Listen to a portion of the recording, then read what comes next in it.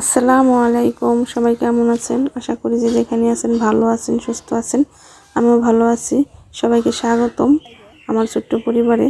তো আজকের ভিডিও শুরু করলাম। এই যে দেখেন, আমি আর মা হলাম আমাদের পেঁপে খেতে শাক তুলতে গেছি।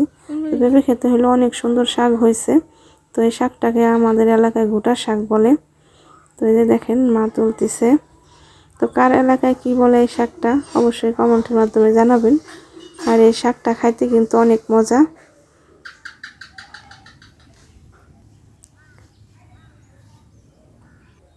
তো এই যে দেখেন আমাদের শাক তোলা শেষ। এই যে বাড়িতে চলে আসলাম। মা হলো রান্না করতে বসছে। তো মা আজকে রান্না করবো, এই যে শাক তুলে আনা হয়েছে গোটা শাক, এই শাক রান্না করব। আর হলো বাইম মাছ রান্না করবো আলু দিয়ে। তো এই যে দেখেন মা হলো শাকটা বসাই দিছে। তো সাথেই থাকেন, দেখতে থাকেন আমার ভিডিও। ইনশাআল্লাহ দেখতে দেখতে আপনাদের সবার কাছেই ভালো লাগবে। আর ভালো লাগলেই সামনের দিকে আগাইতে পারবো যদি আপনারা সাপোর্ট করেন। আর যারা যারা আমার চ্যানেলটা সাবস্ক্রাইব করছেন তাদেরকে জানাই অনেক ধন্যবাদ। আর যারা এখনও করেন নাই সাবস্ক্রাইব, তাদেরকেও জানাই ধন্যবাদ।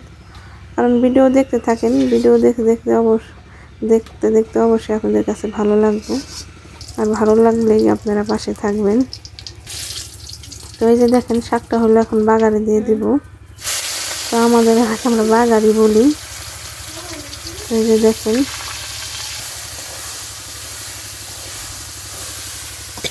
তো আমি হলাম গ্রামের মেয়ে। তো আমরা গ্রামের যে সমস্ত কাজকর্ম করি, কি রান্না বান্না করে খাই, ওইটাই আপনাদের দেখানোর চেষ্টা করি। তো এই যে দেখেন শাক রান্না করা শেষ। এই যে তো মা হলো এখন বাইম মাছ রান্না করব। প্রথমে যে পেঁয়াজটা দিয়ে দিল, এই যে আলু দিয়ে দিল, কারণ এখনকার আলু বেশি সিদ্ধ হইতে চায় না, তো আলুটা আগেই দিয়ে দিল। এই যে দেখেন মশলা দিয়ে আলুটা কষাইতেছে। তো আমার মা যেভাবেই রান্না করুক আমাদের কাছে অনেক ভালো লাগে, অনেক পছন্দ করি মায়ের হাতের রান্না। তো এই যে দেখেন মাছটা দিয়ে দিল।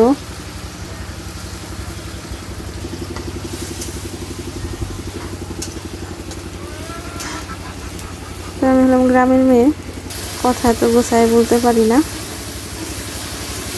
বাড়িতে যার সবার সাথে যেমনি কথা বলি, আমি আপনাদের মাঝেও আমার কথা বলি।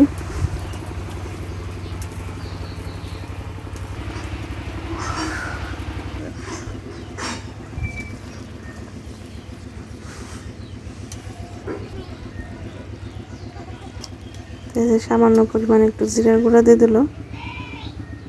তো তরকারি রান্না করা শেষ। তো বাহিরে হইলো অনেক গরম। তো আমি হলাম খাইতে বসছি। তো আজকে আমি একাই খাইতে বসছি, মা হলো কাজে ব্যস্ত আছে। প্রথমে হলো শাক দিয়ে খাইতেছি। তো শাকটা খাইতে ভালোই হয়েছে।